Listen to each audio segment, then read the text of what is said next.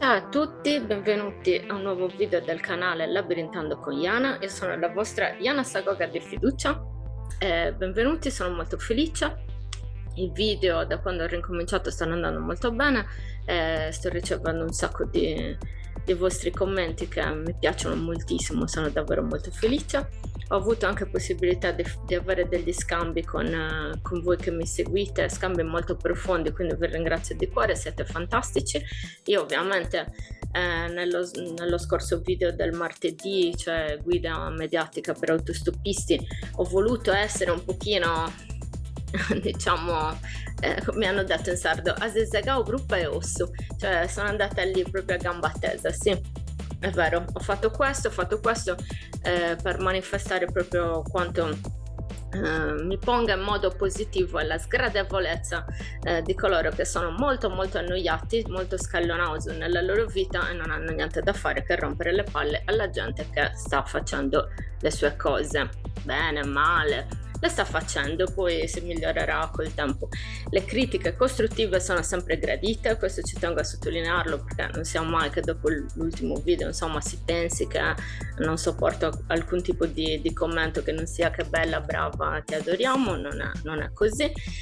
Sono ovviamente quelli stupidi che riguardano ciò che sono, quello non deve essere mai messo in discussione né per me né per nessun altro.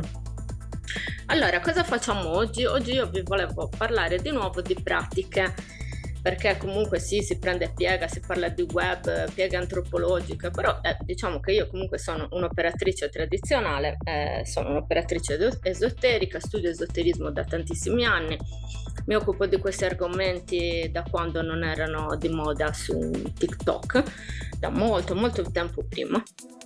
E quindi niente, torniamo anche a bomba a parlare di questi argomenti. Dopo avervi ringraziato per tutti i feedback, cioè ovviamente ci sono delle persone specifiche che devo ringraziare. Ringrazio molto Marcella De Sì che oltre a comunque essere stata gentile e aver fatto una donazione, mi ha dato anche diciamo degli elementi molto molto interessanti, quindi attraverso lei e poi altri messaggi generali ho scoperto che le meditazioni vi sono state utili, il che mi rende molto felice perché comunque se posso essere insomma di supporto in qualunque modo nel vostro percorso io assolutamente ne sono felice, anche perché quando ho iniziato io a praticare non c'era granché in giro neanche sul web, quindi era molto difficoltoso poi trovare la via interiore e cercare anche di disciplinare quella esteriore. Se posso esservi utile, posso esservi stata utile o vi potrò essere utile, mi fa solo piacere. Quindi voglio tornare a parlare di pratica. Oggi parleremo della pratica dell'incubazione, è una pratica molto famosa, diciamo, in termini di religiosità isolana. Se ne parla ovviamente per quanto riguarda l'archeologia, poco per quanto riguarda l'antropologia, perché comunque non è una pratica che ci è rimasta nella tradizione, diciamo, quella comunitaria, che ovviamente è stata ha preso diciamo il posto tutto ciò che è cattolicesimo, cristianesimo, quindi non lo troviamo, però ecco, volevo insomma fare un po' il punto, dire che cosa ne penso, parlare anche un po' dei rapporti con i monumenti sacri. Chi mi segue su Instagram vede che ogni tanto pubblico anche video, immagini, insomma, di quando vado in giro per i luoghi di potere. Potete capire insomma il modo in cui ragiono e mi sposto e volevo condividere con voi queste esperienze. Il venerdì sto pubblicando i miei video di vita vissuta, spero che vi possano piacere, sono ovviamente video cazzeggio, niente di super serio, però ecco un modo anche per farvi capire che sono un essere umano, sì, sono Iana Sagoga, ma ovviamente è tra virgolette un personaggio per quanto riguarda il web. In realtà è qualcosa di molto più profondo e interiorizzato, però in questo senso si tratta di un personaggio. Sono sempre Marta che vive radicata nel suo territorio. Allora, parliamo di pratiche, parliamo di incubazione, ci vediamo dopo la sigla.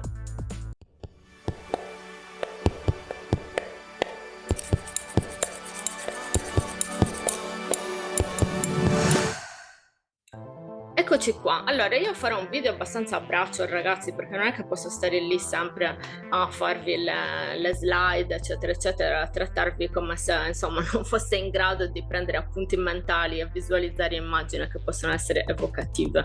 Quando facciamo dei video intellettuali, nel senso che ci sono molte questioni da memorizzare o comunque da tenere a punto, allora facciamo anche le slide, ma quando si parla di pratiche io tendenzialmente preferisco lasciare lo spazio alla vostra capacità di visualizzazione, perché secondo me è una cosa veramente molto importante. E poi per quanto riguarda l'incubazione, oggi è assolutamente fondamentale. Allora, iniziamo nel dire che la pratica dell'incubazione è una pratica che diciamo è conosciuta soprattutto a livello archeologico per quanto riguarda la storia della religione degli antichi popoli sardi. Ne hanno parlato un po' tutti gli archeologi a partire da Lilliu. Abbiamo il libro di Petazzoni che ci parla di questo tipo di pratica, la religione primitiva in Sardegna. Insomma, ne parlano un po' tutti. Ho letto anche il libro di Pittau, La Sardegna nuragica, e poi un altro libro che ho trovato nella mia libreria che si chiama Il sacro nell'epoca nuragica. Questi sono libri che io un po' ho riguardato per vedere cosa si diceva. Sul web si trovano anche indicazioni per quanto riguarda testi e fonti di ambito classico, greco, soprattutto ovviamente anche il latino, dove si parla appunto di questa pratica come una pratica che serve per la guarigione fondamentalmente. In che cosa consiste secondo, diciamo, le fonti? Questa pratica consisterebbe nel diciamo tra virgolette tumulare scusate la parola, ma il corpo della persona che deve guarire all'interno di monumenti antichi, quelli che noi consideriamo adesso monumenti antichi, quindi stiamo parlando di Domus dei Janas, stiamo parlando di tombe dei giganti e anche di nuraghi, con lo scopo di avere una guarigione dei propri mali. Si tratta praticamente di una sorta di meditazione interiore molto molto profonda, dove appunto si possono trovare le chiavi per risolvere diciamo i propri problemi fisici interiori in linea generale. Questo è quello che risulta, diciamo, da tutti i testi. Io ve l'ho detto in modo universale, in modo che fosse applicabile anche a quello che vi dirò oggi, perché è esattamente quello che penso anch'io che serva l'incubazione. L'incubazione ovviamente è uno strumento, una pratica che è stata utilizzata anche in tempi moderni da operatori anche sincretici, diciamo, operatori olistici che attualmente utilizzano varie tecniche di guarigione e autoguarigione. Diciamo che è anche uno degli strumenti più affascinanti.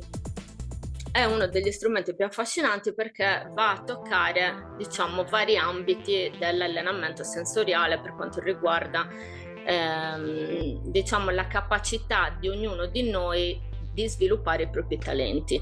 Perché dico questo? Perché ovviamente può abbracciare l'arte terapia intesa come il canto e anche il suono che diventa terapeutico, può abbracciare la meditazione profonda, il viaggio astrale, può abbracciare anche proprio diciamo il mondo onirico di per sé, anzi abbraccia soprattutto il mondo onirico di per sé. All'interno di questa pratica possiamo andare ad analizzare tutti questi step, diciamo, interni, che sono molto suggestivi e molto importanti. Nei libri che sono andata a rileggermi prima di fare questo video c'è questa assonanza linguistica molto interessante, che è quella di incubazione cumbessias, quindi cumbessias è come se fosse il luogo per l'incubazione, scumbessias. E scumbessias appunto, scusate, stavo parlando in sardo. Scumbessias sono delle strutture, diciamo delle piccole case attorno ai santuari, quindi prima erano i santuari nuragici. Mi viene in mente Santa Vittoria di Serri, per esempio, Santa Cristina di Pauli Lattino. Insomma, questo è il senso. luoghi che ovviamente sono stati rifunzionalizzati in chiave cattolica, ma che hanno una forte connotazione con la terra, con madre terra, e sono praticamente delle strutture scombessiase attorno appunto ai santuari, dove diciamo ci si rifugia a livello di clan per vivere questi momenti di ritualità collettiva. C'è questa assonanza particolare, come se appunto in tempi antichi diciamo le casette attorno al santuario fossero proprio adibite a questa autotumulazione, questa chiusura all'interno della terra che fosse suggestiva e necessaria per vivere questi momenti di trasformazione, ok? Come una sorta di imbozzolarsi all'interno della terra per rinascere a nuova vita. Ecco, secondo me questo settembre Capodanni appunto in sardo può essere un momento molto molto importante per iniziare a dare uno sguardo dentro di noi, anche perché è favorito diciamo da tutta la questione cosmico-meteorologica barra insomma solare, lunare. Vedete voi cosa seguite, non lo so, però diciamo che c'è in generale tutto un sistema che ci porta a dare uno sguardo decisamente più interiore. Tra l'altro ditemi come state passando questo settembre, commentate, scrivetemi, a me fa sempre piacere condividere con voi. Ringrazio anche tutte le donne, gli uomini che stanno facendo un percorso interiore e hanno piacere a condividere con me diciamo i loro passaggi in questo momento. Siete in tanti, mi avete scritto in tantissimi, sapete benissimo che se non vi rispondo nell'immediato vi rispondo quanto prima, ed è senza dubbio un grande piacere sapere che tutti stiamo facendo un percorso insieme, insomma, quindi chi vede una cosa, chi ne vede un'altra, arriviamo un po' ovunque tutti insieme, quindi mi fa assolutamente piacere stare in questo labirinto tutti insieme. Fatemi sapere. Detto questo, cosa c'è da dire di importante dell'incubazione? Vi posso dire un po' come è strutturato secondo io accantonerei francamente la questione della strutturazione secondo quanto ci è stato portato dalle fonti storiche, perché francamente non sono archeologa, tecnicamente non sono neanche antropologa, quindi me ne posso anche fregare. Posso dire quella che è, diciamo, la tradizione esoterica, quindi molto molto occulta, molto spostata, diciamo, dai clamori, che ci è arrivata a poche persone che comunque hanno avuto la capacità di scavare e di frugare abbastanza tra la cultura sarda per capire di che cosa si trattasse, perché questo deve esservi chiaro. Ciò che riguarda la cultura sarda c'è tutta una parte molto intellettuale, molto ben organizzata di studi, dove è anche molto polarizzata e frammentata. C'è una parte di spiritualità praticata che è molto sincretica con la religione cattolica, c'è un'altra parte di spiritualità praticata che è molto sincretica con tutto ciò che possiamo definire, tra virgolette, anche New Age, olismo, eccetera, quindi molto moderno, e poi c'è qualcuno che sta facendo invece un percorso totalmente interiore, personale, autonomo, che va di pari passo col rapporto con la natura e con la terra. Non siamo tantissimi e tantissime, ma ci siamo e stiamo lavorando, chi più chi meno, in modo efficace e funzionale, in base ovviamente a tante questioni della vita che ognuno di noi incarnandosi deve affrontare. Quindi io vi parlerò di questo ultimo punto di vista, cioè il punto di vista degli operatori tradizionali che hanno pratiche che sono state sincretizzate con la religione cattolica per quanto autonome e sociali e radicate nel territorio, ma sono sincretiche, però che hanno anche una volontà di andare a fare ricerca interiore basata sul rapporto con la terra e con la propria cultura, in questo senso. Quindi questo sarà il punto di vista.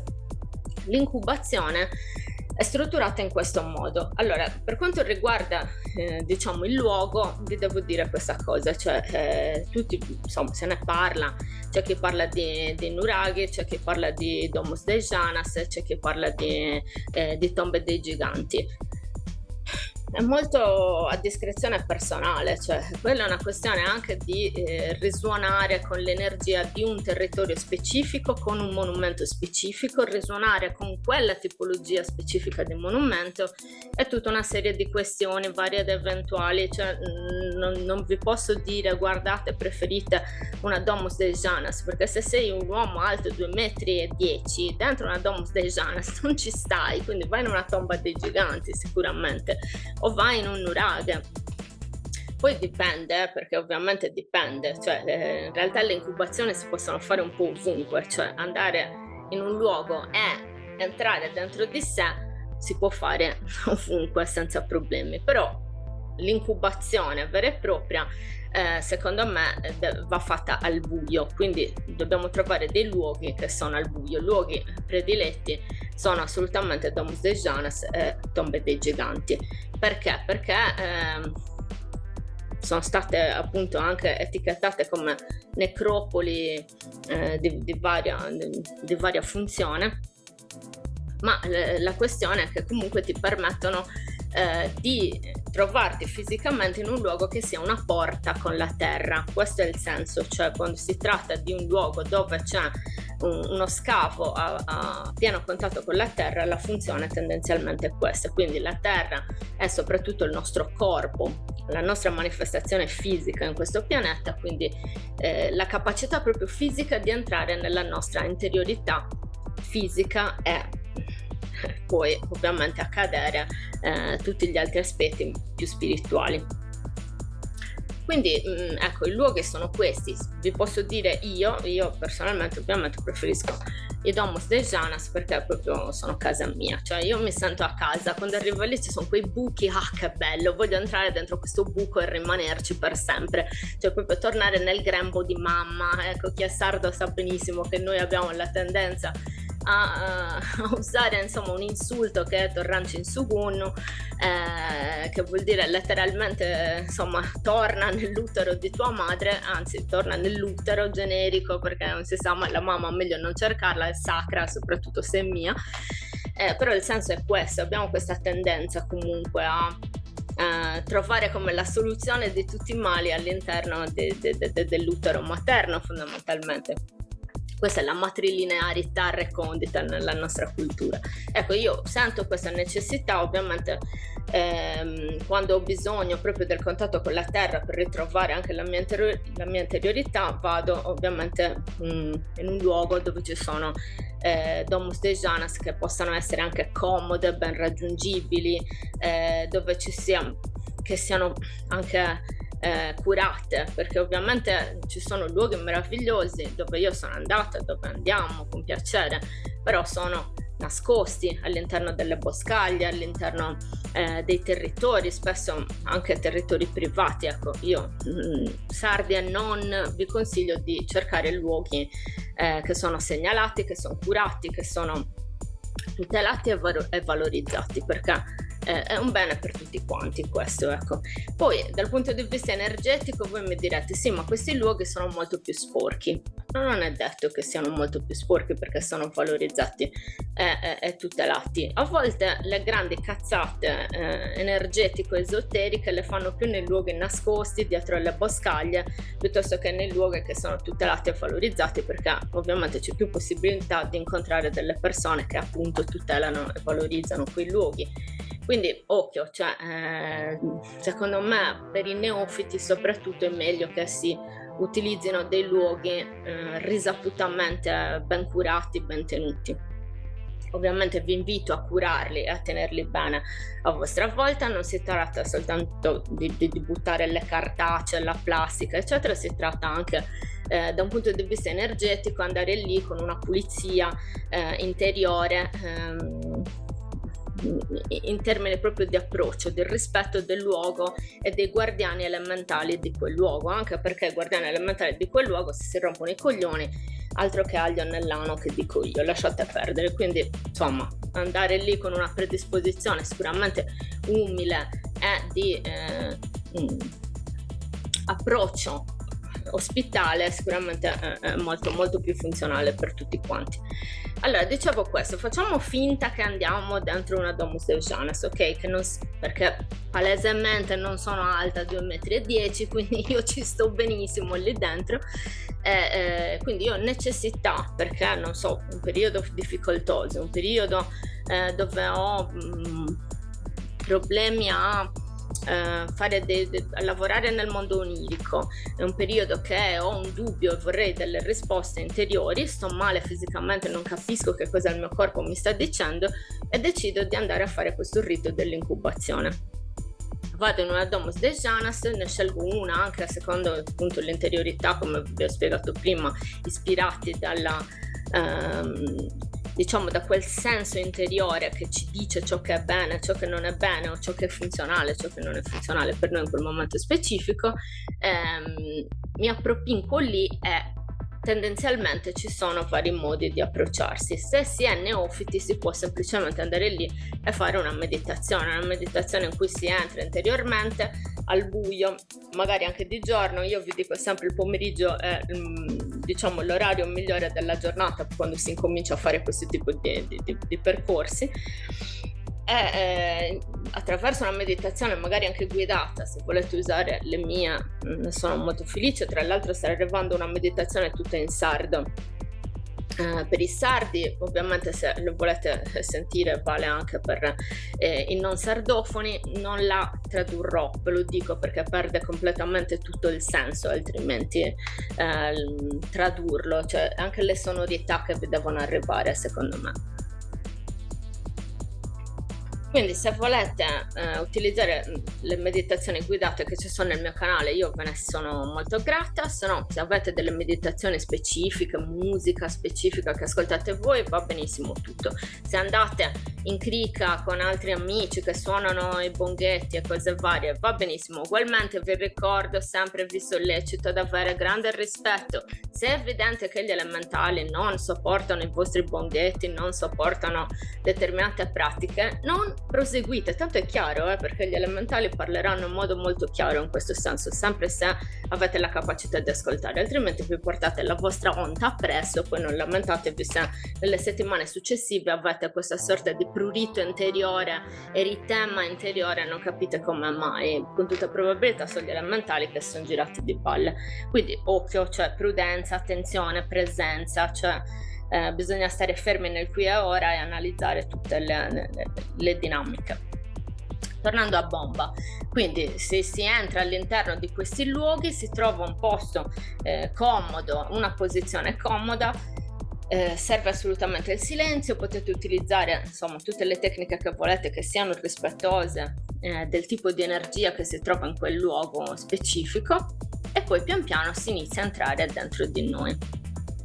Si entra dentro di noi. La durata di questo percorso, di questo viaggio dentro noi stessi, tipica della pratica dell'incubazione, può essere appunto o ridotta in chiave meditativa, come una breve meditazione che può durare da mezz'ora a un'ora, anche 2 ore, insomma quanto più vi volete spingere in questo viaggio interiore potete farlo tranquillamente. Vi consiglio sempre di avere delle persone, perché potreste perdere la cognizione del tempo, quindi non andate mai da soli, è sempre molto prudente fare questo tipo di ragionamento.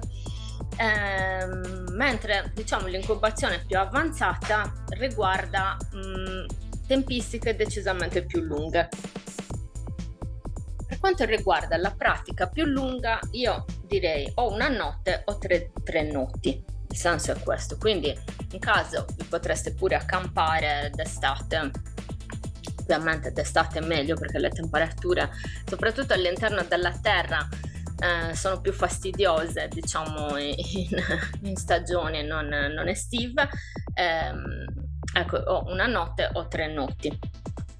Ovviamente quando si tratta di una notte o 3 notti io consiglio di avere un operatore che vi segua, perché comunque o lo fate in solitaria e siete abbastanza pratici e avete molta dimestichezza con insomma tutte le pratiche interiori, per cui prendetevene, andate, lo fate normalmente di prendere e andarvene per boschi eccetera per i fatti vostri, le vostre famiglie non si spaventano eccetera eccetera. ovviamente con delle accortezze, cioè tra un momento e l'altro dite che siete vivi, è un'esperienza interiore totalizzante, però cercate di rimanere radicati nella realtà, perché comunque sono cose abbastanza pericolose e bisogna stare veramente attenti, cioè non ci si può perdere dentro di noi. Tra l'altro è molto facile farlo, quindi bisogna stare molto attenti. Ecco, senza andare troppo nel dettaglio delle una notte o 3 noti, che diciamo che sono pratiche piuttosto avanzate in questo senso, rimaniamo nella dinamica della meditazione. Cosa si fa di fatto? Ecco, di fatto, quando si entra nella fase totalmente interiore, lì a quel punto bisogna avere la capacità di smettere di pensare. Ecco, qua arriva il brava, davvero, ma bella questa. Lo so, serve molto allenamento, serve anche molta dimestichezza che deriva totalmente dall'allenamento, ragazzi, cioè non è una questione che c'è gente che nasce imparata in questo senso. Tu puoi avere tutte le predisposizioni genetiche, epigenetiche della faccia della terra, che se non lo pratichi di fatto non è una cosa che viene spontanea, perché siamo tutti esseri umani. Tra l'altro siamo in un momento social dove veramente il pensiero è qualcosa di totalmente intrusivo, l'immagine è diventata intrusivissima, perché ovviamente con i social, no? Tutte le foto, le immagini, le cose, i link, le suggestioni, le emozioni, le energie, ecco. In questo senso bisogna imparare a disciplinarsi. Questo dell'incubazione può essere un metodo molto importante, perché il rapporto con la terra, con la natura, con gli elementali può esserci di grande sostegno nel nostro lavoro interiore. Perché vi ho detto che riguarda la scoperta dei talenti? Ve l'ho detto perché attraverso questo tipo di meditazione, diciamo così, questo tipo di pratica, si possono fare delle domande alla nostra parte più interiore, più profonda, e quindi capire esattamente quali possono essere i nostri talenti, cioè già da lì capire a che cosa siamo predisposti sensorialmente, no? Iniziamo proprio a comprendere a livello di sensi qual è la parte che più ci viene facile, diciamo così. Ecco, personalmente ovviamente io mi faccio molto suggestionare, cioè mi permetto di essere suggestionata dai simboli, quindi all'interno dei Domus dei Janas, nello specifico, perché vi ho detto che preferisco assolutamente quel tipo di monumento, permetto alla mia mente di visualizzare del simbolismo specifico. Ecco, nel momento della visualizzazione io avrò tutta una serie di segnali, tutta una serie di evocazioni, diciamo, molto profonde a livello spirituale, a livello di simbolismo, che mi potranno essere utili poi nella realtà. Tutto quel tipo di esperienza mi saranno utili. Quindi è una sorta di lavoro onirico, fondamentalmente, cioè possiamo anche permetterci di entrare in uno stato di sogno e iniziare a lavorare proprio col sogno guidato da noi stessi. E lì c'è tutto il lavoro che va fatto in questo senso, quindi possiamo, diciamo, unire le pratiche oniriche con l'incubazione senza problemi. Anzi, secondo me è anche uno dei modi più interessanti di utilizzare l'incubazione. L'incubazione spesso viene considerata come un diciamo rito, una pratica che deve essere posta sotto condizioni psicofisiche specifiche, quindi non soltanto l'utilizzo per esempio di suoni, di nenie, eccetera, ma anche l'utilizzo di sostanze. Allora, personalmente io non sono d'accordo all'utilizzo di sostanze, perché l'utilizzo di sostanze diventa insomma una stampella che poi non ci permette l'autodeterminazione delle nostre capacità interiori, cioè, senza di quello poi non riesco a farlo, o comunque ho bisogno di quella spintarella in più. Io personalmente non sono d'accordo, ve lo dico molto francamente. Secondo me il corpo deve essere lucido per poter praticare queste cose. È tutto molto più difficile ovviamente col corpo lucido, con la mente lucida, però è tutto anche molto più efficace, perché tutto quello che impari in ogni sessione va a sigillarsi all'interno delle tue capacità del tuo metodo specifico nella pratica, e quindi sarà assolutamente quasi automatizzato nelle fasi future. Ovviamente vi ricordo che gli automatismi sono qualcosa di molto pericoloso, quindi decidiamo di sigillarle solo nel momento in cui sono veramente funzionali. Un sacco di cose complesse, però insomma chi ha già seguito i miei video sa esattamente di cosa sto parlando. Ecco, quindi fatevi affascinare dalle immagini, per esempio, quindi dai simboli, oppure fatevi affascinare dai suoni che si possono sentire solo ed esclusivamente in determinate condizioni. Quindi vi faccio l'esempio, la famosa cosa che se vi mettete una conchiglia qui sentite il mare, è l'esempio plateale di come ci si può lasciare suggestionare da il senso dell'udito. Può essere anche ovviamente tutti gli altri sensi fisici, quindi può essere l'olfatto, può essere il gusto, eccetera eccetera. Cioè, lavoriamo in questo senso. Ho fatto una meditazione apposita su questa cosa proprio per allenare questa capacità sensoriale, anche insomma il connubio tra le capacità sensoriali, ecco. Una volta che avete esplorato abbastanza e siete abbastanza tranquilli in modo molto, molto sereno, molto rilassato a livello sia fisico che di tutte le altre componenti del vostro essere, potete tornare alla luce. Quindi si torna alla luce con molta calma e poi diciamo si fanno affiorare tutte quelle sensazioni che possono essere utili. Ecco, questo in soldoni è un po' il rito dell'incubazione, detto un po' grossolanamente, però io credo di avervi dato delle indicazioni molto specifiche.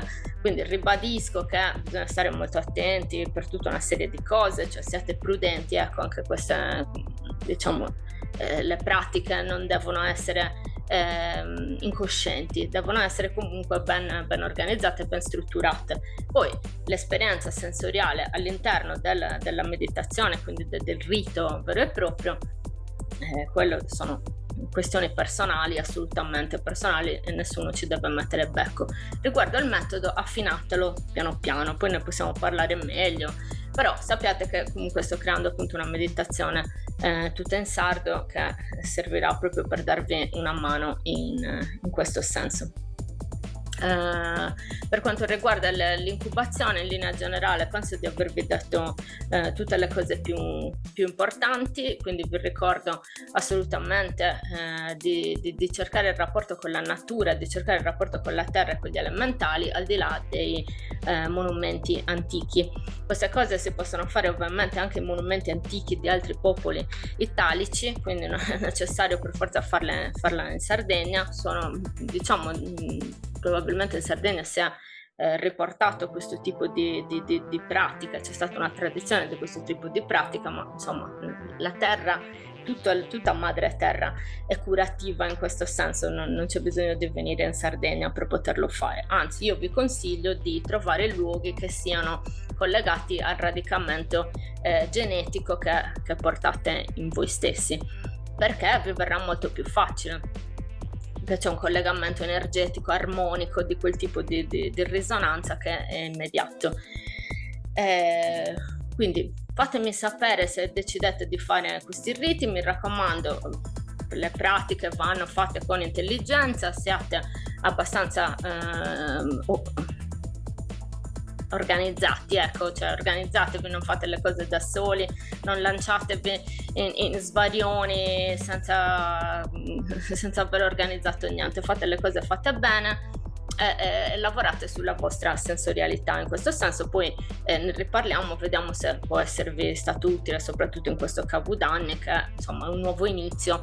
Entrare dentro di noi può essere sicuramente sempre una grande soddisfazione. Fatemi sapere, io vi ringrazio profondamente, ringrazio anche tutte le persone con cui mi sono confrontata per fare questo video. Ho parlato con mi viene in mente Mauro, per esempio, del gruppo di Diana su Telegram, con cui ci siamo confrontati in questo senso, tutte le persone che possono avermi dato insomma spunti, idee su cui lavorare. Ringrazio nello specifico una persona che è venuta a trovarmi, che segue il mio canale, è venuta in Sardegna, è venuta apposta a trovarmi per poter confrontarsi con me sul suo percorso. Antonella, ti ringrazio, un abbraccio fortissimo, è stato bellissimo incontrarti, ringrazio tutto il vostro amore perché siete veramente meravigliosi e fantastici, mentre la gente di merda mi inculo e aglio forever, proprio senza problemi. Allora, io vi devo dire questa cosa: oggi ho fatto il video sull'incubazione, oggi martedì. Venerdì farò la meditazione, diciamo, nel canale di esperienze personali. Non so quanto durerà, magari durerà anche di più rispetto ai video che ho fatto finora il venerdì, però pazienza, spero che possa esservi utile. Invece dalla settimana prossima voglio parlare della questione della speculazione eolica in Sardegna. Nel video che ho messo venerdì, quello che parla di squarci d'estate, c'è anche un piccolo frammento dell'assemblea pubblica Isili, dove ci sono io, un video che purtroppo non avevamo capacità tecnologica il giorno e non si capisce niente, però io ho fatto un intervento il giorno, insomma faccio parte di un comitato, tutti a livello territoriale in tutta la Sardegna ci stiamo muovendo per combattere contro le speculazioni energetiche di queste cazzo di multinazionali di merda, bastardi maledetti, che vogliono allegramente applicare un genocidio che 15 anni fa chiamavamo lento, adesso invece è molto veloce e mirato. E niente, noi non ci stiamo perché ci stiamo ammazzando e cercando di valorizzare i territori con la loro vera vocazione, ma ogni nostro programma viene bloccato per dare spazio appunto a queste speculazioni fine a loro stesse, fondamentalmente col gancio emotivo che bisogna salvare il mondo, eccetera eccetera. Cioè il gancio ve lo attaccate, capito? Il gancio emotivo con noi non funziona e quindi niente, siamo incazzati. E la settimana prossima farò sicuramente un video dove parlo con il rappresentante del comitato territoriale del Sarcidano e poi metterò anche sicuramente dei video dell'ultima manifestazione che c'è stata la settimana scorsa a Cagliari, dove i comitati chiedevano un po' i conti alla regione Sardegna, cioè della serie che cazzo fate, cioè non so se vi rendete conto che state vendendo vostra madre senza neanche chiedere ai vostri fratelli cosa ne pensano. Quindi parlerò di Sardegna per un altro po', poi affronteremo magari argomenti più vari. E ho intenzione anche di continuare con la serie di guida mediatica, quindi farò una sorta di bestiario del mondo web e inviterò anche delle persone con cui confrontarci. Non voglio mettere troppa carne al fuoco, però insomma cercherò di trattare un po' tutti questi argomenti. Spero che questo video vi sia piaciuto. Se vi è piaciuto, per favore mettete like, condividete, se potete fate una donazione, perché comunque mi prende tanto tempo e mi fa piacere se apprezzate il mio lavoro. Vi ringrazio a tutti perché siete bellissimi e fantastici. A presto, Asibi in buono.